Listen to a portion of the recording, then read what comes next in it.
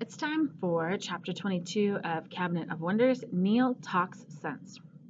Neil was furious. Where were you? I waited until dawn. He pounced out of the cellar shadows the evening after the celebrations, as servants milled into the dining hall, still red-eyed from too much drinking and too little sleep. Petra didn't even have a chance to ask how he had gotten inside the castle. He yanked open a door she had never noticed before, pulled her upstairs and onto the grounds, and dragged her behind an enormous woodpile. Well, she tried to speak. I thought maybe something had happened to you. Or did you get scared? Did you? You did, didn't you? Oh, stupid pet. We had a prime opportunity last night. I wasn't scared.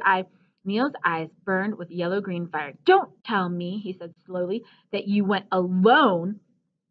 Not exactly. So you did, I see. Just like a cat carrying a mouse to your own secret corner, aren't you? You didn't think I deserved a bite, did you? That's not it. That's not it at all. I was trying to. Neil, it isn't safe for you. Sudden understanding turned Neil's face into a wooden mask. Petra hurriedly explained what had happened in the forest after he had walked ahead to the Lavari camp. She told him about Emil and his fierce desire to protect Neil. And you listened to him? Neil exploded. Emil's the last person who's got any call to have any say over what I do. He ain't my brother or my father. Emil's right, Neil. You heard what the captain of the guard said. You heard about those people. I shouldn't have gotten you involved. He was too angry to speak. Then a snowflake drifted past his face. Another one appeared out of the gray sky, landed on Neil's nose, and disappeared. Petra? Neil's voice didn't sound angry anymore, just tired. You've got to do something for me. What? You've got to take 1 minute. 1 minute to stop being so. He grew frustrated. So Sonora.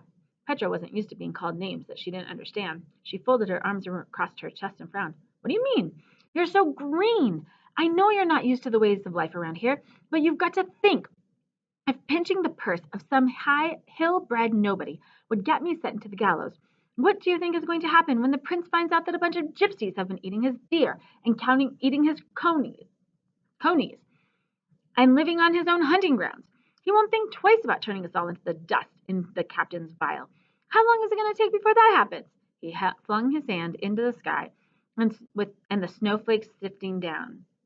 You've got your reasons for wanting what's inside of the cabinet. I've got mine. Leastways, I know that if things don't go our way and I get caught, what'll happen to me will happen just to me. Astrophil cleared his throat. And Petra. Right, so no more second guessing. Neil took a small knife from his pocket and cut his palm. Swear!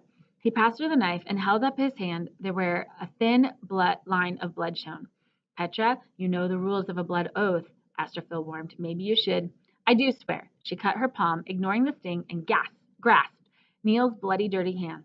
Astrophil sighed. Good. Neil shook her hand for good measure. Now, let's talk sense. Well, let me tell you what happened last night. Petra began to relate the conversation that had taken place between her and John D.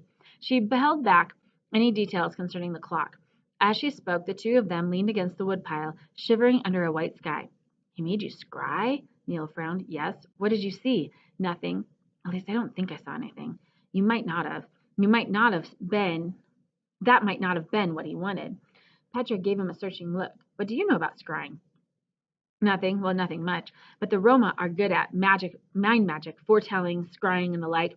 As far as I know, asking someone to look at a shiny bit of something doesn't always mean you want to know the truth about the present or the past. There's other stuff a scryer could do, like drive someone insane. Well, there's that too. He peered at her and smiled. Looks like you've got all your marbles, though. She felt a pang of homesickness when he said this. She missed Tomik. She missed Okno. She missed her family. Neil was pensive. I've got to ask Jabardi about this. But tell me, how come this D knows stuff about you? Did he drop a word about me or Astro? No, Astrophil said to Neil, but he is a difficult man to read. He acted as if he was being honest, even too honest. But listening to him speak is like seeing the curve of a tree root just above the ground. You only see one piece and you have no idea what the rest of the root looks like, how far down it goes, and how far it stretches out to under the earth. Is he a friend of your dad's? No, Petra said, insulted. He's a spy. No need to get all prickly. I was just asking, because it's weird that some foreign gentleman is offering to help you. Give me that bottle of Bella What's-It. Neil took the brown bottle from her. He opened it, sniffed the liquid, and put a little on his tongue. Then, before Petra could stop him, he tipped back his head and let a drop fall into one eye. Neil! That could be poisonous, Astrophil cried, wringing forward legs. Yeah, well, why do you think I put it in only one eye? He blinked, and belladonna ran down his face like a black tear. Petra groaned. If the poison's strong enough, that won't matter. You didn't have to do that. I was going to test it in the laboratory before I tried using it. You know how to tell if something's poisonous? Not exactly, but if belladonna is made from a mineral, I she broke off, startled to see that John Dee's gift was working just like he said it would. The pupil in Neil's right eye swelled like a small black balloon. Soon, Neil looked very odd indeed, with one black eye and one yellow eye. She couldn't help but chuckle. Laughing at me when I might drop dead. That's a fine, thank you. He continued to blink. Well, I'm not dead and I'm not blind, so I guess your potion's all right. He passed back the bottle. As Petra took it, she considered the sight of his mismatched eyes. She ran the thumb along the shallow cut of her palm, which was already beginning to crust over. A blood oath is a promise to protect your friend's life as much as your own, and to keep no secrets between you. It's a way of making a friend family. Neil, why haven't you told anyone at the castle about us? Or about my father's notebooks? You could probably get a reward. I know you've thought about it. Someone like me wouldn't exactly get a private meeting with the prince, so who would I tell? The captain of the guard? And a right pleasant fellow he is. The first thing he'd do is chuck my gypsy hide into the nearest jail cell and claim any reward for himself. So you have thought about it, she accused. I can't help thinking, but it ain't my style to betray the ladies or spiders. He nodded at Astrophil. She scowled. I can't believe you even thought about it. I trusted you. I know. He thrust his hands back in his pocket and looked down. I'm not used to that. The fact that you trust me, well, it makes me want to be someone you can trust. They were silent. I should tell him about the clock, Astro. You promised your father you would tell nobody, he said. I know. This is unlike you, Petra. You never break your word. I know, but I've taken a blood oath, and I tried to stop you. Astrophil interrupted. If you make too many promises, one of them is bound to crash into another, and then one of them is bound to break. If Neil's going to risk his life, he needs to know everything about the situation. I have to think about what father would say now. If he were right here, I think he would want Neil to know. Astrophil shook his head. Petra, if your father were right here, he would want you and Neil to be as far away from Salamander Castle as your feet could take you. But Petra had made up her mind.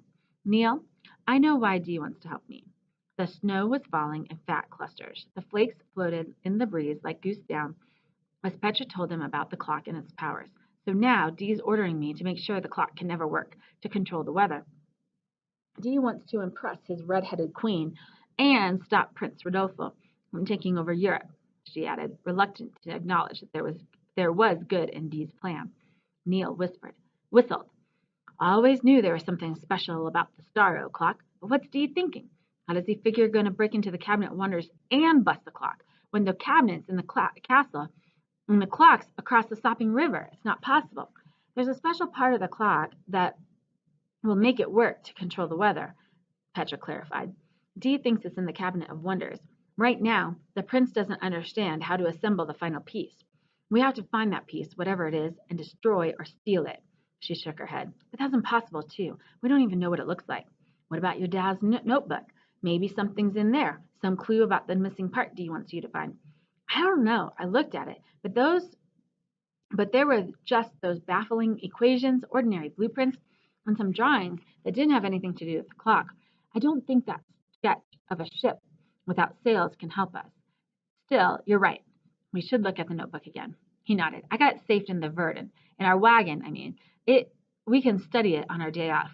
I don't think we can wait until then, Petra said starkly. Father was so sure that the prince wouldn't be able to figure out how to make the clock work the way he wants to. Father said that it would always be just a beautiful time-telling device and nothing more. But the way Dee was talking, you'd think that the Prince Rodolfo is inches away from discovering my father's secret. Maybe you should believe your da. I do believe him, she spluttered. Do you think I want to follow Dee's orders? I'd rather listen to my father. My father told me that the clock isn't my concern, and it isn't. It shouldn't be. I don't care what happens to it. But her last words sounded like a lie Petra was desperately trying to believe. Neil cocked his head and gave her a half smile. Fine, she admitted. Maybe I care. I bet the prince can't make the clock work the way he wants to anyway. There's a Lavori tale. Neil, don't you think it's a little too cold for fairy tales? It had grown dark. Petra's teeth chattered. Her stomach growled for dinner, and snow gathered at her feet. Oh, I do not know, Astrophil interjected. I am not so cold. Of course you're not. You're made of metal. It's a quick tale, Neil promised. There once was a Lavari named Comlo. He was a fiddler like no other. He carved himself a fine fiddle. It was smooth and curved and strung with twangy strings. It was a music that was wild and free, and folks from all over would come to listen. Well, one day he was fiddling in the forest, and the devil came up. He was right pleased by the music, and fell to thinking that if he had Camelo's fiddle, everyone on earth would want to hear him play. So the devil said, "Give me that there fiddle, man." And Camelo said, cool as anything, "I'm not in the habit of giving my best things away." So the devil said, "I'll give you plenty of gold." "Well, how much?" said Camelo. "As much as in all of the Ganges," said the devil. "The Ganges? It's a river in India," said Astrophil. So the devil showed him the Ganges, and how the water sparkled with gold. It shimmered like 1,000 little suns. And the devil pulled out that Ganges gold and stuffed with Camelo's pockets. He filled a big wheelbarrow full of it. Camelo said, "Mr. Devil, you got yourself a deal." He handed over the fiddle, though he loved it so much, and walked off to enjoy being rich. The devil was keen to start impressing people with his music, so he tuned up and began to play. But imagine his surprise when no one paid him any mind. He played and played, but folks just ignored him. So he hunted down Camelo. "Your blasted fiddle doesn't work," the devil cried. "It works just fine," said Camelo. "I can't make it play the way you can."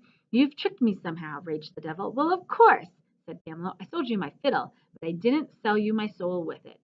Petra stood silent. The snow swirled. Then she said, "Tell that to John D."